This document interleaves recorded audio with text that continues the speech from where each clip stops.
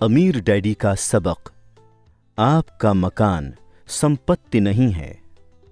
20 साल पहले सन 1997 में मुझे अस्वीकृति की पर्ची भेजने वाले हर प्रकाशक ने अमीर डैडी के इस सबक की आलोचना की कि आपका मकान संपत्ति नहीं है।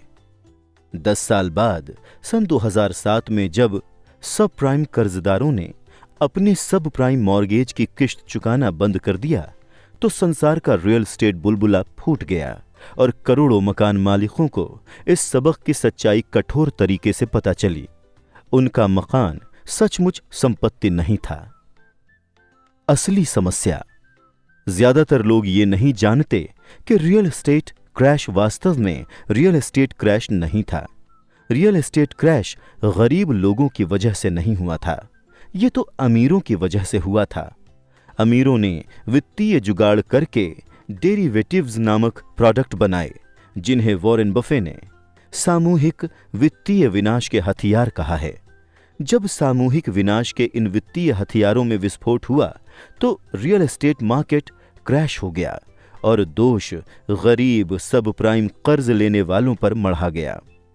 सन 2007 में वित्तीय डेरिवेटिव्स में लगभग $700 ट्रिलियन थे।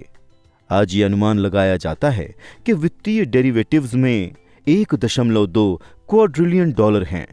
दूसरे शब्दों में असली समस्या कम नहीं हुई है बल्कि ज्यादा बढ़ गई है। अमीर डैडी का सबक। अमीर लोग कम टैक्स क्यों देते हैं?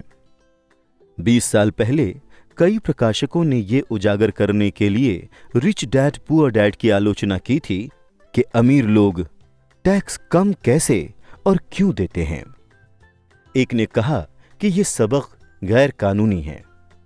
10 साल बाद सन 2007 में राष्ट्रपति बराक ओबामा पूर्व गवर्नर मिट रोमनी के खिलाफ पुनर्चुनाव के लिए खड़े हुए। जब यह उजागर किया गया कि राष्ट्रपति ओबामा ने अपनी आमदनी का लगभग 30% टैक्स में दिया है और गवर्नर रोमनी ने 13% से कम दिया, तो मिट रोमनी की वो नीचे गिरने वाली ढलान शुरू हुई, जिसके बाद वो चुनाव हार गए।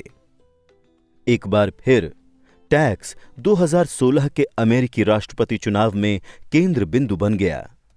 मिट रोमनी और राष्ट्रपति डोनाल्ड ट्रंप कानूनी रूप से कम टैक्स क्यों देते हैं, ये पता लगाने के बजाय गरीब और मध्यम वर्गीय लोग नाराज हो जाते हैं।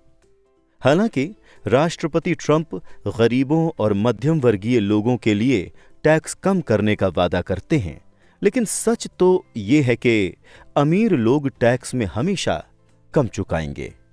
अमीर लोग कम टैक्स देते हैं, इसका कारण अमीर डैडी के सबक क्रमांक 1 में मिलता है। अमीर लोग पैसे के लिए काम नहीं करते। जब तक कोई व्यक्ति पैसे के लिए काम करता है वो टैक्स चुकाएगा।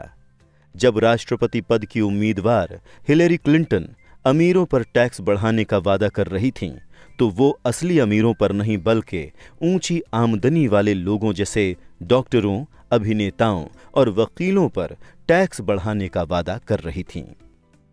20 साल पहले हालांकि रिच डैड पुअर डैड तुरंत सफल नहीं हुई, जैसे कि the Beatles Sergeant Pepper's album हुआ था, लेकिन रिच डैड पुअर डैड वर्ष 2000 तक the New York times best seller सूची में पहुंच गई और लगभग 7 साल तक उस सूची में बनी रही।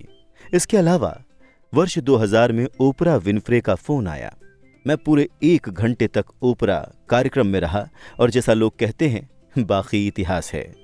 रिच डैड पुअर डैड इतिहास की नंबर 1 व्यक्तिगत वित्त पुस्तक बन चुकी है और पूरे संसार में रिच डैड सीरीज की लगभग 4 करोड़ पुस्तकें बिक चुकी हैं। क्या सचमुच कोई अमीर डैडी थे? करोड़ों लोगों ने पूछा है कि क्या सचमुच कोई अमीर डैडी थे? इस प्रश्न का जवाब देने के लिए आप अमीर डैडी के बेटे माइक की बातें सुन सकते हैं, जब वो रिच डैड रेडियो शो पर अतिथि के रूप में आए थे। आप richdadradio.com पर जाकर वो प्रोग्राम सुन सकते हैं। Rich dad graduate school. Rich dad poor dad यथासंभव सरल लिखी गई थी ताकि हर व्यक्ति मेरे अमीर डैडी के सबकों को समझ सके। जो लोग ज्यादा जानना चाहते हैं, 20 वर्ष के समारोह के हिस्से के रूप में उनके लिए मैंने लिखी why the rich are getting richer, what is financial education really.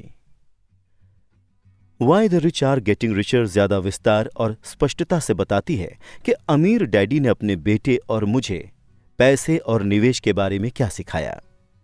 Why the rich are getting richer graduate विद्यार्थियों के रिच डैड पुअर डैड है। ये रिच डैड विद्यार्थियों के लिए ग्रेजुएट स्कूल है। एक चेतावनी और एक आमंत्रण। हालांकि मैंने why the rich are getting richer को यथासंभव सरल रखने की पूरी कोशिश की थी, लेकिन अमीर लोग सचमुच जो करते हैं वो आसान नहीं है, न ही उसे समझाना आसान है। अमीर लोग सचमुच जो करते हैं उसके लिए असली वित्तीय शिक्षा की जरूरत होती है, जो हमारे स्कूलों में नहीं सिखाई जाती। मैं सुझाव देता हूं कि पहले आप रिच डैड पुअर डैड पढ़ें, इसके बाद अगर आप और ज्यादा जानना चाहते हैं तो शायद why the rich are getting richer आप ही के लिए है।